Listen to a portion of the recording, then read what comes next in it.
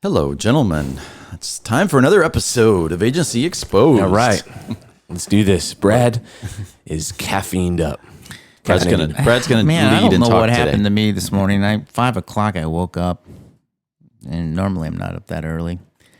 And I just got up. It was nice. Had 2 cups of Did you coffee. have to go to the bathroom? About 10 times. I have a small bladder. Either that or you have old man problems. Yeah, I have both.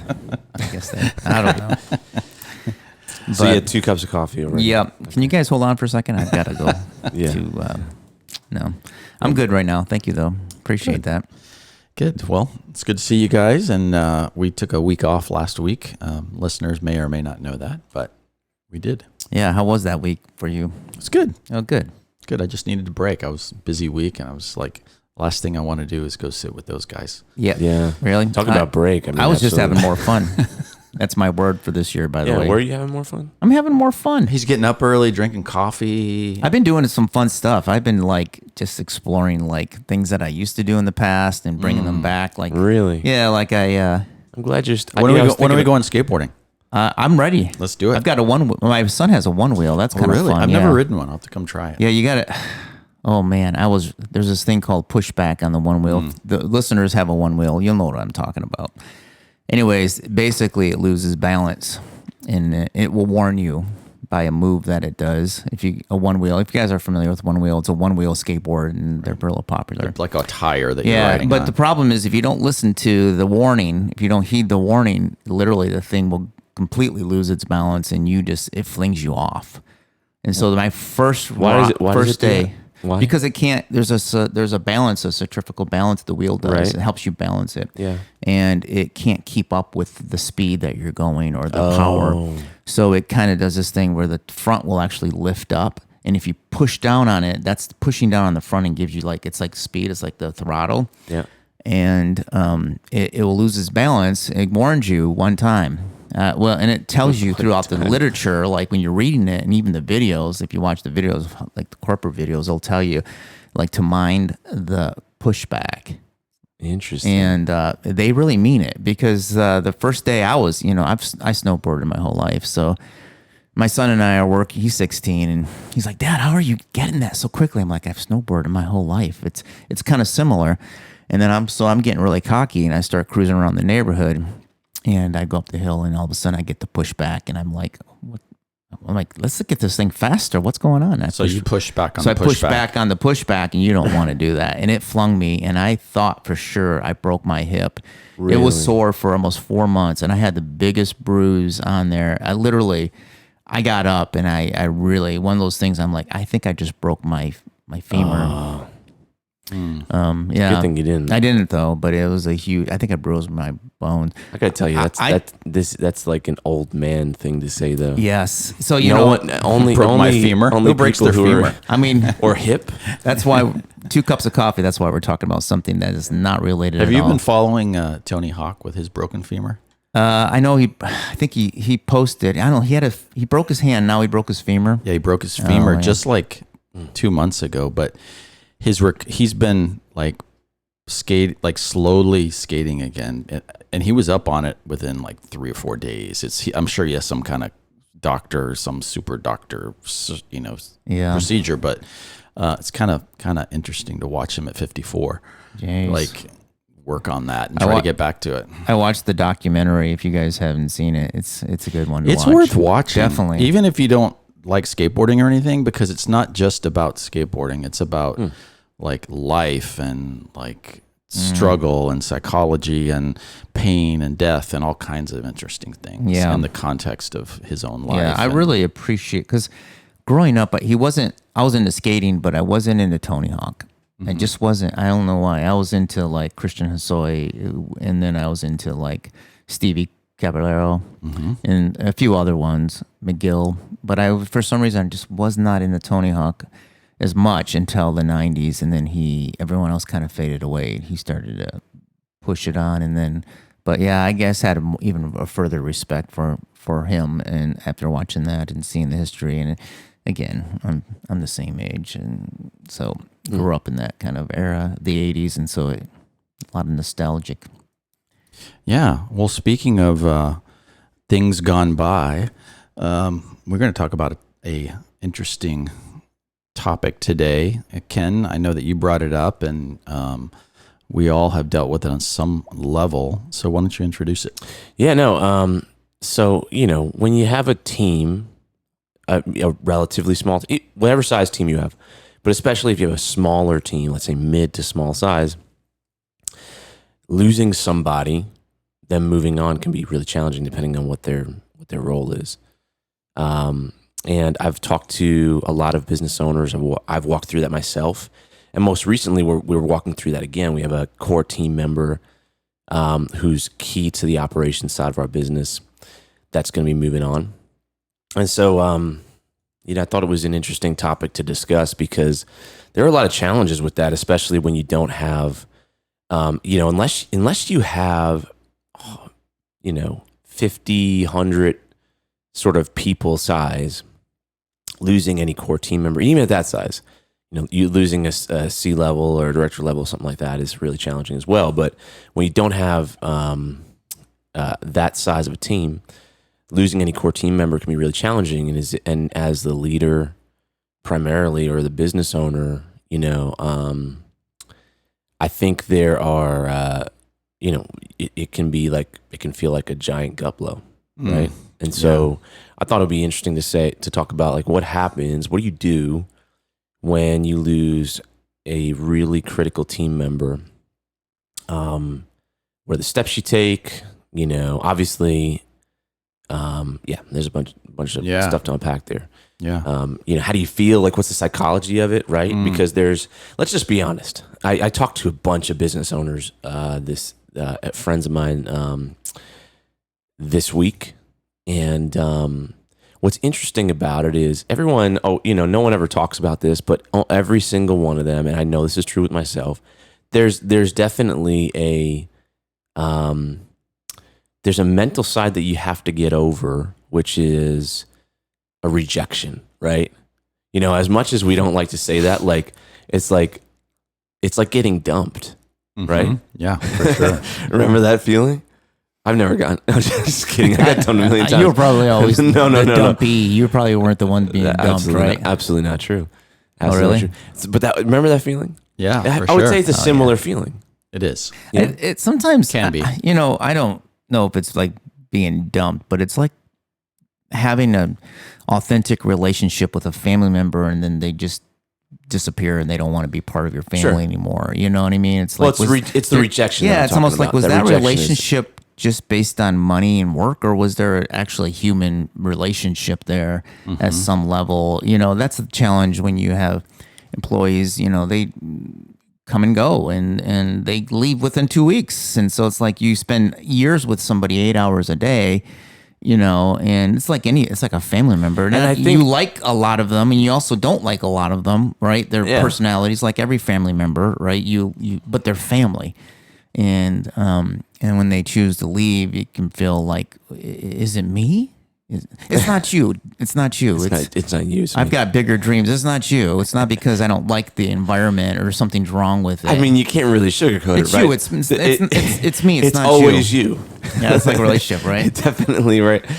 I think, but I mean, let's just, and Bob, you talk to the psychology of this, and this is not something, to be honest with you, my personality, I'm probably better apt to deal with this kind of stuff. So, that aspect probably doesn't bother me as much as other people. It's because just whatever my personality, but it's interesting. It definitely I think did it's and bothering does. you more than I think. Oh no, certainly does. Just from you mentioning it, you're probably only giving us about 10% of how much it's bothering you. I can tell. I could use a cry right now. I can tell, and you know what? Yeah. I don't blame you because I've had the same experience, and I still feel like wounded years later, even though I know I shouldn't feel that way, and there's no reason to feel that way in my mind. Right. But it doesn't mean that emotion still doesn't exist at some way. I think the point you make about being with someone 8 hours a day, for many years, and then all of a sudden there's like, I'm out in 2 weeks, never see you again, usually, rarely, right? That is the norm, right? But it certainly can't be the norm relationally, right? Like, I would imagine. Yeah, there's so much here, but first we acknowledge that it is painful, and especially as small business / entrepreneurs, we're in the mindset of building something with other people in a small environment that can feel like a family, right? More than just business relationship, because you go through those struggles and hard times and missed paychecks and all that fun stuff. But at the end of the day, I think I'll say some hard things here because I've had to learn them the hard way myself, but I think they're valuable for people listening and hopefully for us. First of all, any work environment is not family, and it's very dysfunctional to try to believe it is. You are a team, you're a workplace. Don't get your needs met. And if you are getting your needs met for family and deep relationship from your work environment, that's not a healthy place to be. Only because of things like this. You are all there for one purpose and one purpose only: to build the business, to make money, and hopefully to have a shared value of make the world better. But it's not your family. Absolutely. And so I think we need to always remember that. I know we can use those words and it can feel like your family, and you might be with a business partner or employees for decades, and that's a beautiful thing. And you can become good friends outside of work and that. But I think we lie to ourselves, and we also put undue burdens on people to make them feel like, hey, we're a family here, and we're that's a lot of stress. It could be a lot of stress on somebody because they may not feel that way. Exactly. It's like, well, playing the devil's advocate of that, I certainly agree that is the truth in it, right? And that's what we all need to realize. And obviously there are practical sides of this whole issue, but everyone's pushing towards culture, not pushing towards, but there's this idea of a great business culture and how you facilitate relationships and all that kind of things. And we know that relationships are critical to doing something. It's kind of like, when you go into battle with somebody, you need to believe in who they are and believe in their character and have, all that kind of stuff. And that's probably just part of the tension in life, but there's the reality that aspect is important to the success of those things that you mentioned. A team spirit can feel like family. We just have to remember, you're not family. One of the things that has helped me a little bit is I look at my employees. I know this sounds strange, and maybe it's because I'm getting older in this industry. A lot of the excitement comes from younger employees and younger people that come into your business. But I see them as like my kids, and even if they're older. But like my daughter, she went to college. I wasn't offended that she left. She's moving on. She's no longer She's no longer at home with us. She's moving on. So I try to put my mind that this person's moving on, and I need to be their biggest cheerleader. Go get them if that's what you want to do. It doesn't mean that it doesn't hurt. It doesn't. Yeah, I'm still not trying to avoid the emotion of it. It hurts me not to have my daughter around anymore. She's in California going to school, and she comes home every so often, right? And spends a couple weeks with us and whatnot. And she's getting more and more, where her attention is outside of the house. But so I kind of, if I put my mindset of that, it actually makes me feel more, I don't know, connected in a way, and it soothes that feeling of feeling like you've been slighted. And I think the challenge is we all have a tendency to go, okay, this employee was, for instance, let's say you have a great employee and they're cheerleaders of your company, and they're always saying, yeah, my company, the company I work for is the best. And they're saying that one day, and the next day they're giving you a resignation letter. And you're like, wait a second here, was that all lies? Was that all just a bunch of lies? Are you leaving? But see, they may still believe in you, in your company. They just, for themselves, want to do something different.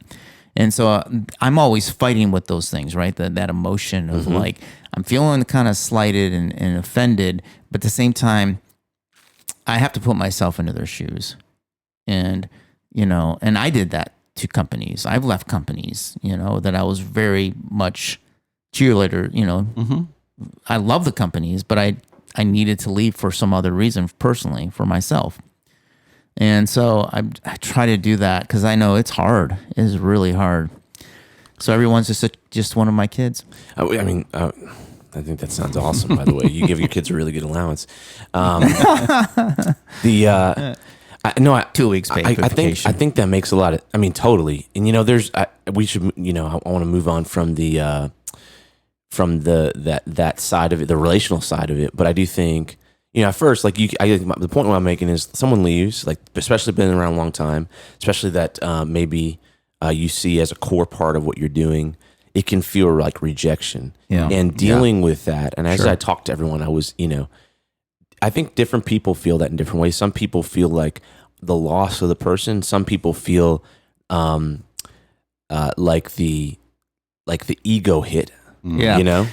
You are very similar to my older brother. You're both Enneagrams 8. And so the Enneagram 8... I met him. We fought once. Yeah. Seriously. I'm just kidding. Seriously. Yeah. But the thing is that you are fiercely protective of, and you want to take care of your team. That's your goal, probably. That is, it's funny. Have I told you that before? No, but I know what Enneagrams. I know your person. I don't know if all of them are like that, but that is definitely what drives me. Yeah, so for sure. You're very protective. Once you bring someone in your fold, you want to protect them and you want to supply their needs and you want to make sure that you're taking care of them. And so there's this feeling of like, it's almost like the mafia. It's like they're part of your family. You know I was going to say that, but you went there before I did. Yeah, sorry. So they're part of your family, and then all of a sudden, like they're no longer. What? You talking to me? Family. Yeah, exactly. You talking to me? Well, what I was going to say is that what's it called when no one is allowed to leave, and if you leave, you're out of the fold. What is that called? It's called the mob, right? Yeah, and it's not. We've seen movies of it, it's like Hotel California. Yeah, exactly. Yeah. That's not healthy. So I think, and I feel the same. I can feel the same way. I've done it. I've been there. When we feel naturally hurt, we feel slighted. Not slight. We can feel slighted, I guess, depending on the situation. We can feel loss, and those are all normal, and you should process that and not ignore those feelings. But at the same time, if we truly want the best for our people, we've got to give them that freedom and equip them, to, what is it? Richard Branson says, treat your people so well, that they'll never leave, but also, what is it, like, equip them to where they can run their own company. I don't know. There's some kind of really good saying that he like gives people the freedom to go on and do bigger things, but he treats them so well that they never feel like they want to. He gives them the skills. One of the challenges that I've had in the past when somebody's left, I put it on myself, like, okay, what did I do to do that I'm not seeing? Is there something about me, my personality, that I'm blind to, that I kind of pushed them out and I didn't even realize it? And so it is kind of a self-esteem killer for me. I mean, it really kind of hurts my self-esteem, not because I'm angry at the person, but I'm really more like, I don't feel good about me as a leader. Somehow I made some mistake, or I didn't offer, or didn't create an environment. Those things go in your mind, and you can beat yourself up. And I probably have beaten myself up way too much about things like that. But it happens. Is it that there's that lost thing of wow, I thought they were a little more loyal, or whatever it is you play with in your head. But is it also that, shoot, now they left us high and dry? And that's the real practical side of it, right? Like, I mean, the lost thing, I think I'm sort of like walking through, like, okay, if someone leaves, perhaps you go through some of these stages really, really quickly, honestly. But like, there's that first rejection, like okay, like, and depending on your personality, it's like, hold on, will you disgrace the family? But here's another thing in my too. house, you eat my food. Yeah, exactly. So what's funny is I feel exactly like that. There is a little bit of a philosophical thing that I deal with a little bit, that I feel like if I give you autonomy and control of a lot of stuff in my business, I expect that you're going to give me enough time to replace your role so the transition is a lot easier on me. Yeah. That's a philosophical, because that's what I did. I've done that before, but when I've been in decent positions where I've had a lot of autonomy, and I can remember one of them, I gave them almost 6 months. Yeah. And it's hard because but I had a relationship. I knew when I told him I was going to leave, he wasn't going to let me go and walk me out that day. He was going to give me, I wanted to work with him to do the transition. You know, if he found someone earlier, I could leave earlier, but I wanted to make sure that transition was very smooth for a company I work for. And I guess I feel like even though our contracts may say you have 2 weeks, for someone who has that position, if they understand that position, but also they have to sometimes take advantage of an opportunity that can't wait. Perhaps, yeah. So, No, I mean, there's a kind of, it's hard, but we've all been through, I think, both sides of the scenarios, or a lot of us, like, we don't have a lot of people leave, but like over the course of the last 10 years, there's been, a handful. Yeah. And some have had very core roles that a lot relied on them. Like, to your point, like they've been given autonomy. They have a leadership role, and there's compensation associated with that. So that's good. And there's also the sort of expected understanding, not contractual, that, there is this business, there's a lot that relies on you. And so if you were to leave, like, it would be expected that you kind of like, and we've maybe written that into contracts at times if necessary. But it is interesting when the agreement says, whatever, 2 weeks or something like that. And that person does have a lot riding on them, and they don't do that. There is definitely something to get over, which is like, again, I don't know all the details of their situation, but it's like, if I were in their shoes, I would want to probably give a little bit more, help knowing what's going on. But again, we don't know all the different, aspects of the situation. So I'm not judging it, but there's definitely that, again, there's that feeling of like, wait a second, like, but let's move into the practical stuff. Yeah, let's do it. So like once, so someone leaves, now what do you do? And I have a couple of business coaches, and so this was a topic that we've discussed. And I've been through this before, right? But it's interesting. Most people would say you've got two paths to go down. Well, actually, I would say first, this may relate to the before and the after, or what we're talking about now, what we just talked about. But there was something that I was reminded of, which I think is a leadership concept that is super hard to do for a lot of people, but practically makes a lot of sense. And essentially, I think it's one of the pillars of leadership. It's see things for what they are and nothing more. Mm-hmm. Right? So it's like you take all the emotion out of the thing. So like when often with all of us, we look at things, and especially as business owners, through our experiences, we look at things and they create emotions inside of us, maybe because of past experiences. Those emotions could be good or bad. Seeing things for what they are and nothing more implies that something, when you look at it, it's not good, it's not bad, it just is. And it's like, what are you going to do? That may sound really cold and like a really horrible way to live life and that kind of stuff. But, as you unpack that, and as I've unpacked that, and as I've discussed that concept over the years with people, if you're a leader, like let's say you're the general going into a battle, it's not really, in the context of that role, it's not about your enjoyment. It's about getting that job done, right? And removing emotion is a really helpful thing, right? It's like getting too excited. We all know when we get excited about things, we make bad decisions, right? Like you get excited about a car. They always say don't. You bought your 15th motorcycle the other day because I'm just kidding. Well, never use it like investing. Never. And investing is a good example, right? Right. I know. And then same on the downside of it. Yeah. Another way of saying that, and I'm glad you brought that up. Brad and I actually were talking about this briefly in the parking lot. Another way to say that, which I think pertains, is practice being an observer of these things and not trapping them. And so what I mean by that is, at any given part of the day, we all deal with a plethora of thoughts that are going through, and motions and engagements with people. And if we can practice like taking a step back, like you said, and removing, I don't know if removing emotion is the best way, but maybe observing it and allowing those things to flow through you versus like not being cold and standing on the outside, but participate, but observe that these things come and go, rather than like grasping them and holding them and trapping them. Is what you're doing, is you're trapping that energy. You're trapping that negative energy, that positive energy, that neutral energy.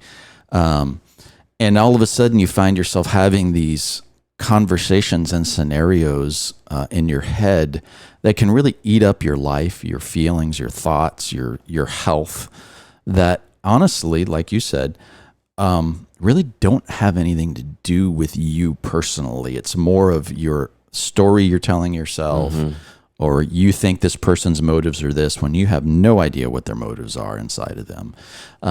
So being able to like observe and just let it pass through you. And then that way you keep that positive energy flowing instead of trapping some kind of negative thing or like confusing thing or sad thing, or, allow those feelings to flow through you, but they only pass. Well, even in like, in the times I've been through something like this, you might, depending on what's going on, like in your life, you might be like, this feels like a step back, or, oh man, I'm going to have to now do a bunch of these things, or we got to have to find, we have to reorient things. Maybe these were working, now we have to change them. And there's like all kinds of different emotions. So they may not be about like the person or the feelings or anything like that. It could be just about the fact that like now I've got to, do more, or someone has to change something, or we're not going as fast as we can. And the point is like, to your point, it doesn't matter. It just is. Like, it may not feel good, but it just is. One of the things that I've noticed is about 2 years ago, I had somebody that left, and he decided to move to a different city and stuff. So it wasn't like he got a different job down the street or anything that I felt that slighted for him. But it was definitely a blow to our company because he did so much. He had so much client interaction. He was very much of a high achiever, and he would take on a lot of responsibility. My challenge was I never had redundancies in his job. I never had a lot of the stuff he did, and I didn't have a backup. I was kind of like the backup, and I couldn't afford to always back him up because I just can't run a business and I can't do it, Mm-hmm. It's the reason why Tim Cook doesn't work at the Genius Bar. Yeah. Really, it's just good lesson. Yeah, but the thing is, what I realized is that maybe when somebody does leave, it's a great opportunity to kind of rethink that role and to go, how much of that person's role could I reshape what I need to refill that role? So it helps you to restructure a little bit of your business, the good and the bad, and try to introspectively look at that person's role and go, okay, what are some things that I could remove from that role? What are some things that we didn't even have to do? What are some things that some other employees could take on that it fits their suit of their role? And, maybe you could even dissolve a role and you could still get by and you're actually more profitable. I mean, there's a ton of things you can think about. So I think sometimes it's a good time just to rethink your structure. That's the silver lining in a lot of these things. The opportunity to optimize and rethink things is a big one, because especially if someone's been around for a while, right? They first of all, when they started, things were different than now, just in business and structure and technology and what's out there. And so, things that worked back then that maybe you continue to do, like may be able to be optimized significantly. The other side of it is, even if no matter who it is, like they've got, upsides and downsides to how they do things. We all do, right? And so I think there can become strongholds of inefficiency and stuff that just didn't work, that you have an opportunity to like rethink and obviously upgrade the entire thing. I think the end result of a process like this is always, I'm sure there's some situations, but most of the time it's very good, right? The end result. The thing I think that us as business owners and, leaders are like, is the process to get there is a challenge. And it's like a challenge that in my mind, I think of like, I didn't want that challenge right now. I'm on this other challenge. It messed up your plans. Yeah, I'm going to the mountains right Yeah. here. And now I gotta I gotta walk around in the wilderness for a little longer. Someone leaving a pinnacle role, all of a sudden your role completely change. Your job title can changes. And if you have to, for a small team, that's what happened to me. It's like because having redundancies is another topic we should talk about, because how and when to do that in the course of business is interesting. But even if you're like, I work with a lot of corporate companies, like, there aren't always redundancies. I mean, when you get to like the higher up you get, the less redundancies there are. We talked about, a lead team member taking a hiatus for 6 weeks. We talked about that a couple episodes ago, Right. and Good exercise. and that was a good exercise because I taught about redundancies and teamwork, filling in the gap, and having, and not one person having that strong relationship with your client so that person leaves. All of us have probably contracts where if a key person who has a relationship with a client can't take that client with them, right? And that's fine. But the reality is they kind of do emotionally. I mean, even if they don't work with that client anymore, the client thinks, well, maybe if they don't like the next person up, they might go, well, I just want to work with a different agency, because your agent's the face of the agency is obviously you're. I think it also exposes a couple of things, and I don't know if you've done this, Ken or Brad, but we've talked about it a little bit. Is one of the things I learned the hard way, and now I do this with anywhere I work or any people that work on my team is, I document every process of everything they do or we do as a team, so that it lives somewhere on a Google Drive or wherever, that anyone coming in knows exactly what process we use, what are the steps, who's involved. It says, okay, if you're going to execute this for a client, or you're going to do this role, where's the process doc for that? And I would add to that is, don't do it, have them do it. That's what they do it. They do it. I have my team members do it. Yeah, and sometimes team members, I've done that before, and they're like, why should I document it? Like, I'm giving away my personal secrets of how I get things done. Right. But the reality is that also makes them think through their process, and they might even refine their process because now the first time they've been forced to think through them and document their process. So I think that I think is the key. That is the key. Because it's the secret sauce. If they leave and they go, listen, here is everything I do.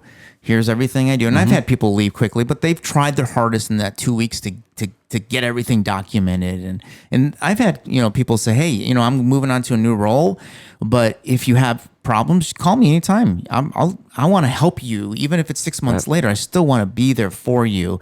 And that kind of spirit of an individual, I think, is really honorable. And I think that, most people would do that. And if they don't say that, you can ask them, and just to be kind, hey, you think if we run into a problem, we can contact you? And like, oh yeah, no problem. Yeah. No, I mean, keep that relationship too, because that, you don't want to burn bridges on both sides. I think that those SOPs, it's a critical part. We talk about process and systems and people running. This is why people run the processes. People are not the processes. Yes. This is why we say that. Because processes run your business, people run the processes, right? Because people grow and change and all that, and have things that come up in their life and have lives, right? And systems don't. Systems don't have lives. Their one job is to do the job. I mean, if an individual is going to go and find a new employment, right, versus an individual, a key player that has a health issue and has to leave, right? Those would. Emotionally, they're different situations. You would feel emotionally different based on those two different situations. But the same end result. Right. And you just have to be prepared for that, because we are not all guaranteed tomorrow, right? We could, any of us could not be here tomorrow. And to Bob's point, the business, and this may sound really cold, but the business is there to generate a profit and to deliver a service. As much as we all hate this, no matter what's going on in our lives. That's right. Right? But I mean, that's really hard for a lot of people to digest. But that's the truth. And it's really cold. But I mean, that if you can create that in such a way that it's not cold, but it works. And I think that SOPs are a big part of it. We document a lot of things here, and we're big on processes. But if anyone listening to it is not like that, is an opportunity to do it. Now, still on the way out, I have that person document daily, weekly, monthly, activities and all the different kind of things in their role, because now you have a redundancy in that document. So then I think we need to back up and say you can't replace a human being's personality and what they bring. Everybody brings something. So there's certain things that can't be replaced, right? That was those relationships and experience. Skill. But do you feel like you had enough documentation or processes that someone can easily step in and hit the ground fairly running? Yeah, I think so. That's good. Yeah, but now let's step on to the next challenge, though, because the reality is like there's work that's not going to be done, right? So if you, again, unless you have someone on your team, which I would look to your team first to elevate, and internally, that's what we're doing for an interim basis. Yeah. But yeah, go ahead. Oh, I was just going to say another thing that I think is helpful is to talk to other employees about how they feel about that individual leaving. Meaning, are they feeling as much stress as you are, or like, oh my gosh, what are we going to do? Are they feeling that, or they're like, no, man, I can take over all that stuff. That's easy. I can for the interim. That's easy. Like you might find that your employees feel like, man, we can do all of that. Like it's not that big of a deal. Just chill out. Chill out, Ken. It's not that big of a deal. Well, it's somewhere in the middle, right? Like the good thing is like, so, I mean, this is probably a measure of like. Remember, it's not all your response. You can share that responsibility of filling the gap for a while. That's the struggle of being the kind of like buck stops here type person, right? Is like you're not doing everything, but you're ultimately responsible for everything, and that that is why I think leaders need coaches and mentors, and we've talked about people to discuss things with, because you need to be able to share that. But what was I going to say? I was going to say something. Sorry, I just railroaded your thought. I know I did. Whatever it was. So we were going on the road of, do you have the process docs? You said, yeah, I think so. Then you said, but now let's talk about. But what I was what I was going to say is, that the measure of a good team is as you discuss, because we discuss, at least with our core team, like one-on-one with everyone, if someone in their kind of like circle is happens to be leaving, and everyone was like, that's not like that's hard, but I'm willing to step up and do more and do some of that. And I think that's a measure of a really good team. And every single person, whether it was like part of their role or not, is like, I'm willing to do more, how can I help here? And so we're going to move an interim person into it. But the challenge is like you still have a gap of work. And now, depending on the size of your team, right? So you may be 2 people where like the one person leaves and now it's just all you, like that you might be 10 people where there's still one key role per, and now there's a gap. And so the next step is like, what do you do with that work? And so as a leader, I've often been coached in this way. Always think who and not how, which I think as kind of like entrepreneurs, like you can be like, now I'm going to have to do that. Or now, you know what? Screw it. I will do that now. Instead of who's going to do it. Which seems like, the best, easiest Band-Aid solution, which can be a never ending solution. And so I was just kind of coached on like always looking to the who, like don't ask how you're going to do it, ask who can do it. And that means looking outside, looking of yourself. So you're saying if you take on that, then you're always looking at how to find a replacement, not that you're going to go in there and fix the issue and replace your. Because a lot of us would just be like, I'm just going to start. I'm just going to take on more. And that's my part of that is my struggle a little bit, is that spending years training somebody, because let's face it, process alone can get you there, but you also need to pour into somebody. Like you get somebody, you spend, like as a small business, I personally will spend so much time and energy getting someone kind of to the point, helping them. Like they're doing it, but I'm just kind of guiding them and maybe even coaching. Then I'm like, oh my gosh, I don't know. That took so much of my time that now I no longer have to invest in. Now I've got to carve out 40% of my time for 2 or 3 months to kind of help shepherd somebody into a role. And you're like, so you have to personally make some choices, and maybe for me personally, I need to figure out that, you know what, maybe I don't need as much guidance and shepherding. Maybe I can give them process decks and they can just let them do it their own way, at some times, and not have to micromanage that process. I can let go of that and just trust that they're going to find their way. They're smart enough. They're talented enough. They're everything enough. They're enough, right? Well, that is one measure of a process, right? Is to say, like, do you need like human judgment in it? Yeah. Because I think that we went through this actually just yesterday in a certain area of our business where it's like, why is every scenario that's coming up, why does it need to be elevated to someone of leadership to help decide what to do? Yeah. What's wrong with because ideally it's like situation A, there's, you go down this path. Situation B, you go down this path. And like, that's the only way to kind of scale something, right? Is like, you think of customer service. That's one of the best examples. Like in our world, e-commerce, customers come out to you with all kinds of things. My thing broke, my this, can I do this? Right. If every single customer service situation had to be elevated to someone of leadership to make a judgment on it, it would be completely impossible to do, right? So you have to do it at scale. The only way you can do that at scale is by mapping out situations, saying, here's how you walk them out. Yeah. And then the people can go and do their thing. One thing we haven't really talked about, maybe we can unpack this for a few minutes, is what to do, how to communicate to your clients when this happens, especially if they're very client facing. So I had a situation one time where I had an employee leave 2 weeks.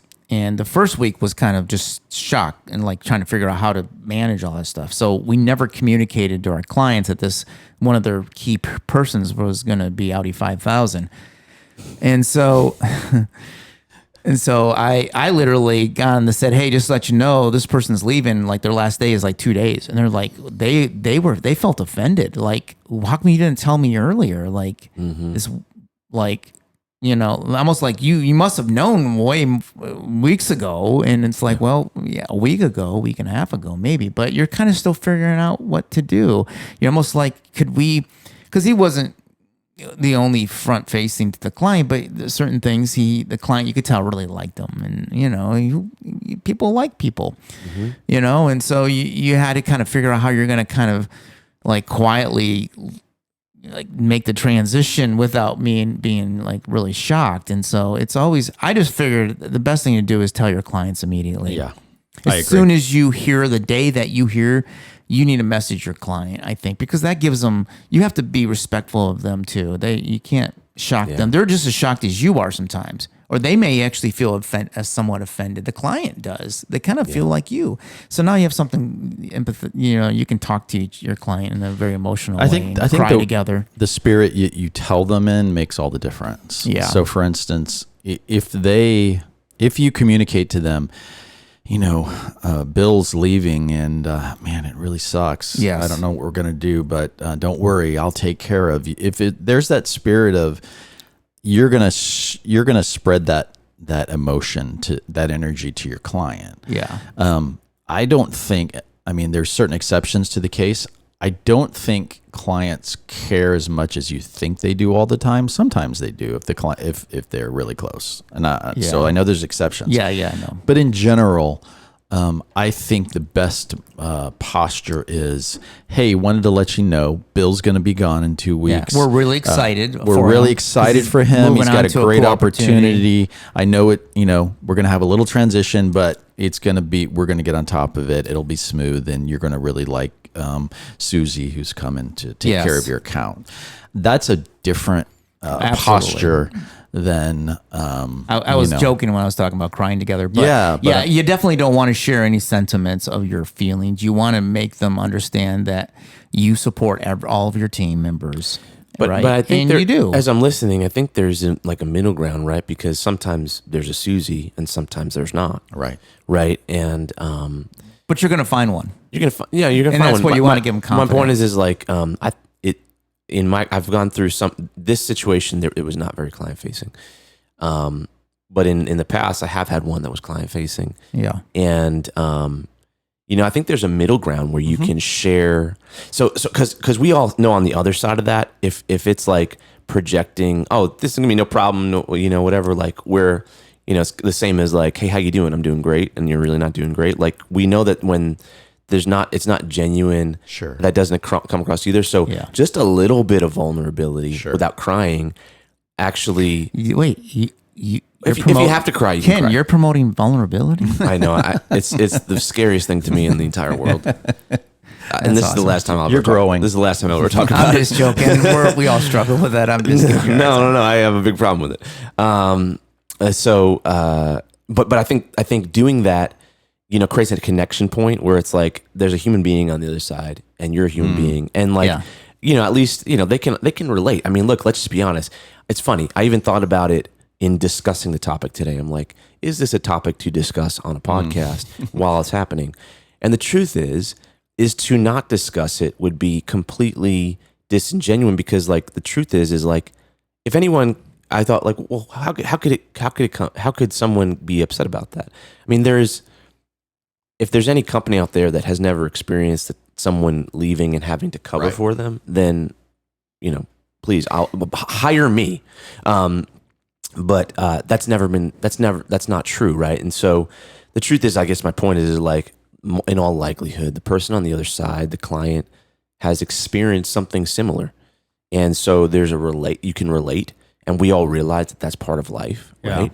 And but your character can come through and be like, okay, look, I mean, this is the situation, and here's what we're gonna do, right? And it is gonna be fine, right? It may not feel comfortable at first, but it's going to be fine. And I've had experience, this is an experience, and I had to kind of emotionally figure out how to deal with this a little bit too, is that I did have somebody leave, and they were hot shots, and they were good, very personable. And we had one client that literally left with them. They didn't leave with them and go with them, but they just decided not to work with us much anymore. Just because I couldn't fill that personality. And they, I think that's what they really liked. And so I lost some business out of it. And it wasn't fun, because I'm like, man, I couldn't go in there and get a Susie or whatever, get someone else to fill that gap. But then I kind of thought to myself, that's just business. Clients come and go anyways. And if I can fill that role, they were attached to a personality, which is fine, and I couldn't offer that other. We weren't sticky enough for our values. So I tried to figure out how I could fix that in the future, so that they see us more as the value isn't just the relationship, the personality, I guess. And so the value being the brand versus like a single person. Yes, exactly. And so that was just a red flag for me in the future. Like, just be careful. Don't allow that to happen in the future. That's what I was going to say. I just learned a lot from all that, from that, even though it was hard. You don't want to lose business because someone leaves. But I felt like there was nothing I could do to stop it. It wasn't something I could have fixed. It just was. And maybe in the end it was better, because the personalities, on the other side, the client maybe wasn't something that I wanted as a long-term client anyway. So that's a good point. I think I know in the music business, and I think in other industries, they have what's called the key man clause. Yeah. And I don't think as agencies you should ever have a key man or allow that to happen. Yeah. I think that's what you're talking about. It's like that takes time and maturity. But when you see a client just absolutely like drawing into and relying on one of your people, your staff members, you got to keep an eye on that. Not because you don't want that to happen and you don't want clients to be happy, but if there's a chance, and especially if they're big clients, that if this person were to leave, they would leave too, something's not right there. Yeah. You should be able to duplicate, and you should be able to have someone that comes alongside of that person that they also trust as well. I don't know how you feel about that. No, I think it sounds cold, but it's about the business being healthy. And the business needs to be healthy, and for the business to be healthy, you need to remove as many of those vulnerabilities Yes. and Yeah. diversify things. Yes. And diversifying means with people too. And this person who worked for me did not mean for that to Of happen. course. It wasn't their intention Yeah, by of any course. means. It's just nature. It was just, just I mean, the other side of that is, and we can kind of end here, but like that is the value of strategically building a brand that people gravitate towards for the brand's sake and and whatever the values and the experience and the system that the brand has, whatever that is, and like trying to build that into that versus the value being in a person's experience or a person's personality or yeah. a skill set of somebody or anything like that. And that's difficult to do, but it's sort of like something that you build slowly over time. But that's one of the values of it, right? Yeah. I mean, it's like if Tim Cook left Apple, people wouldn't stop buying Apple. I might, but I mean, no, I'm yeah. Or Steve No, of course Jobs not. was a better Yes, example, yeah, right? exactly. Like that was a hard one, but yeah, like when he passed the Yeah, people company- wondered if it would survive. You're right. You're right. Same thing with Elon Musk. If he ever leaves Tesla, will it? Has this been helpful, Ken? has this been helpful? Yeah, no. Well, I think it gives everybody something to think about. Every time we have these discussions, I always leave going, you know what? I need to put a little more energy. I need to think about that kind of stuff a little bit more and put a little more energy into that and just minimize a little bit of the risk in my business. I every time we talk, I see holes in my business that we talk about. And I'm like, that's a hole in my business right now. I got to figure out how to do better with that. It's just, you can't do it all, but Can't do it all. It's not in our hands. Well, gentlemen, this is good. People are going to come. People are going to go. It's how you deal with it, right? Amen. All right. all right. Till next time. Yes. Bye. See you later. Exposed.